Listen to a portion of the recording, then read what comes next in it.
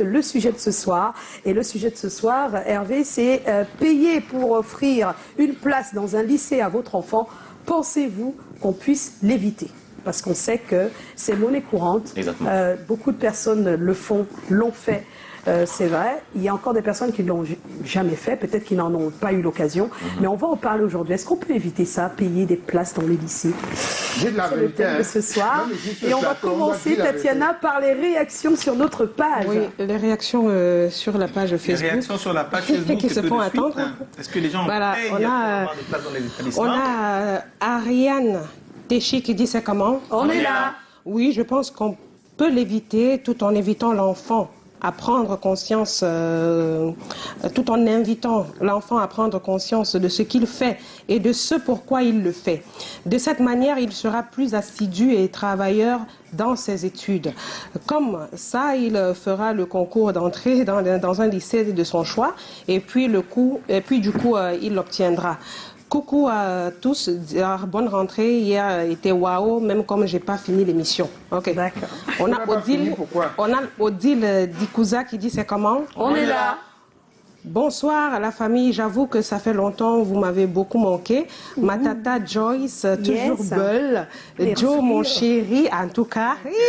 Tu as vieilli, hein? Oh là là, gros bisous à tous et voilà, bisous à tout le monde. On a Béranger Emoto qui dit c'est comment? On est là. Ce marché est beaucoup plus concentré dans les établissements des grandes métropoles aux effectifs pléthoriques. Et là-bas, c'est vraiment à prendre ou à laisser. Par contre, dans les zones reculées, c'est évitable. Un dernier, on a dit Roméo Ngekam qui dit c'est comment? On est là. Si le système éducatif donnait l'égalité et des chances, entre parenthèses, l'éducation pour tous à un prix pour la classe moyenne, ça résoudra tout. C'est ce qu'il dit.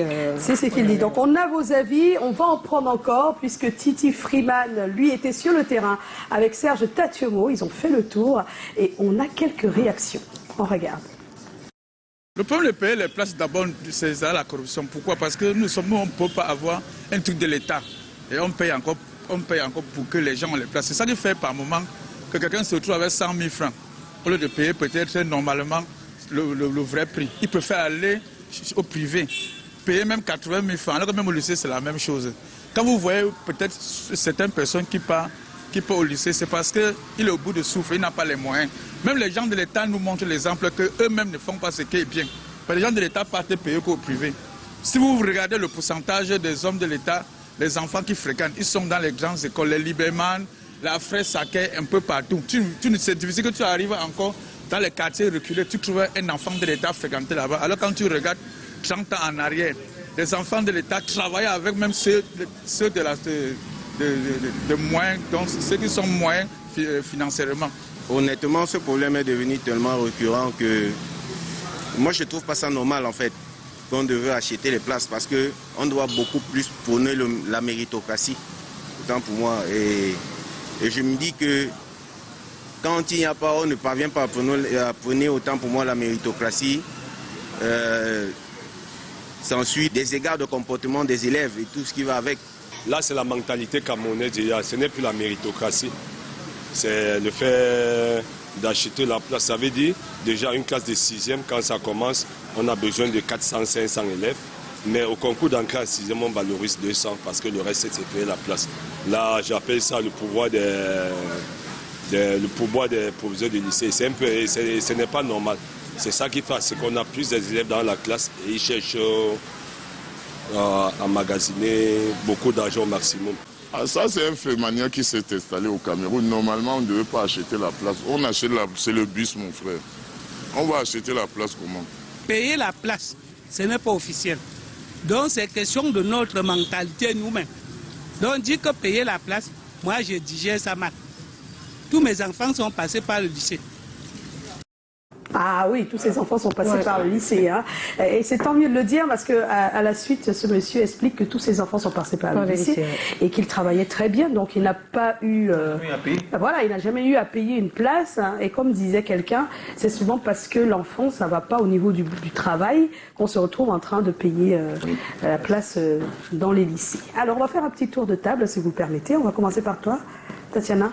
Est-ce qu'on peut éviter de payer? Voilà, pour moi, non. On ne peut pas éviter, malheureusement. Pourquoi? Parce que pour moi, c'est démographique, c'est politique et aussi, il y a un peu de mentalité. Mais pour moi, la mentalité même, c'est que ça suit un système qui est déjà installé. Je dis c'est démographique parce que les lycées ne pilulent pas alors que la population augmente. Les enfants sont de plus en plus... Les parents ne sont pas toujours riches. Et même moins, parce qu'on est quand même dans un pays qui est voilà, pauvre et très endetté, ça n'a pas changé. Et je me dis que pour qu'un parent puisse mettre son enfant, parce que tout le monde veut le meilleur pour son enfant, tous les parents veulent le meilleur lycée. Et on connaît qu'il y a quelques meilleurs lycées. Et si je veux inscrire mon enfant dans l'un des meilleurs lycées, forcément, il n'y a plus de place pour les moins nantis. Donc les plus nantis appuient avec l'argent. Financièrement, ils bousculent les choses et vous n'avez plus d'argent. La méritocratie, elle n'est pas là. Maintenant, je dis aussi que c'est la mentalité. Pourquoi? Parce que parfois, on a même l'opportunité, l'enfant mérite. Mais on ne veut plus que l'enfant fasse ce lycée-là parce que voilà, il a eu quelques bobos avec l'enseignant ou bien les camarades. Donc, maintenant, pour changer de lycée, on part appuyer l'enfant qui était déjà bien installé là-bas pour avoir la place.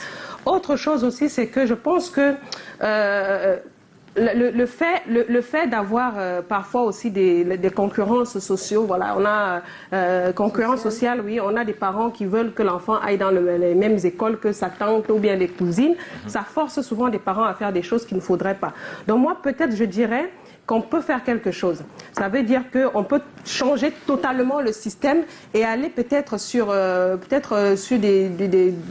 sais pas, des protocoles autres que des protocoles qu'on a maintenant pour que les gens puissent entrer dans les lycées. Mais à part ça, je ne vois pas comment la mentalité peut changer. Ouais.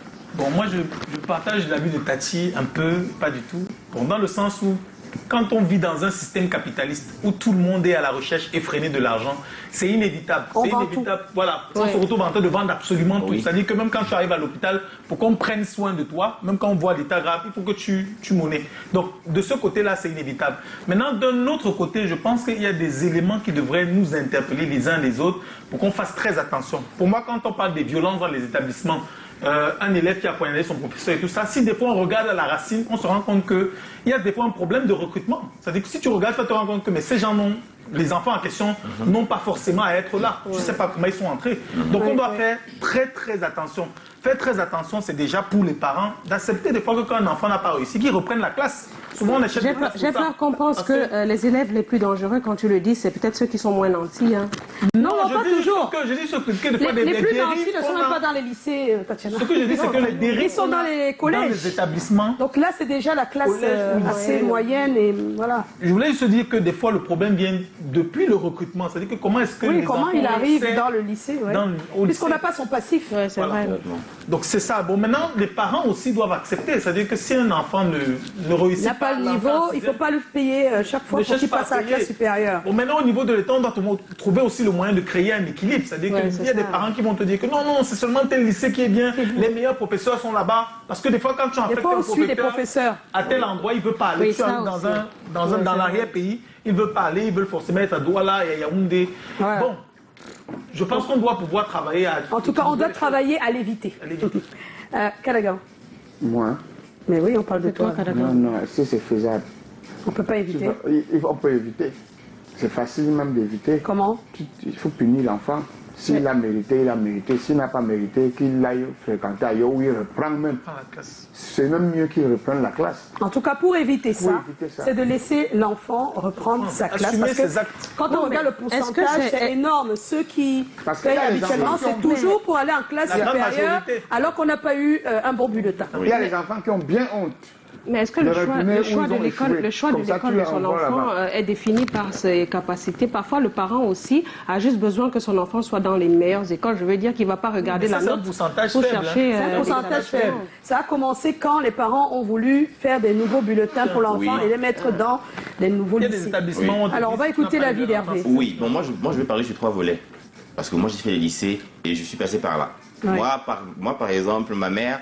Elle avait négocié au lycée à l'époque, du côté de Bonaveri, pour que j'entre au lycée parce que c'était un effet de suivisme. C'est-à-dire tous mes amis du quartier et tout.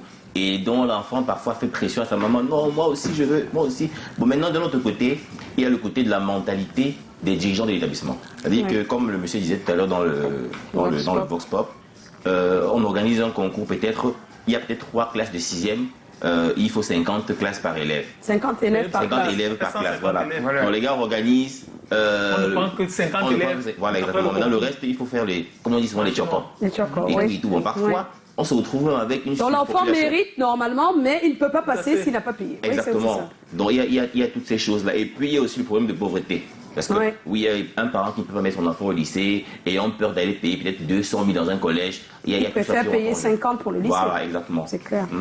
Mais merci à tous d'avoir donné votre avis. On va suivre à l'instant on va dire, le gâteau, pour ne pas dire les pourcentages au niveau des populations. Alors 100% sont d'abord contre le phénomène, pourtant on est à plus de 80% qui sont dans le phénomène. Bien sûr, en plein dedans. On est acteur carrément, mais on est contre, même si on est acteur, même si des fois on le fait. Et puis on a aussi 100% de personnes qui pensent qu'on ne peut pas l'éviter. Ça, c'est ce que on a reçu de notre Titi Freeman. C'est vraiment bizarre, hein, c'est paradoxal. Non, on peut pas. C'est nous qui commettons l'action. C'est nous qui émettons. Nous sommes conscients du mal. Du mal. On aime le mal. Non. C'est notre mood. Hein. Et tout de suite, on va retrouver notre personne ressource, et c'est Charlie Gutenberg-Kameni. Il est plègue et censeur dans le lycée de la Place. Il répond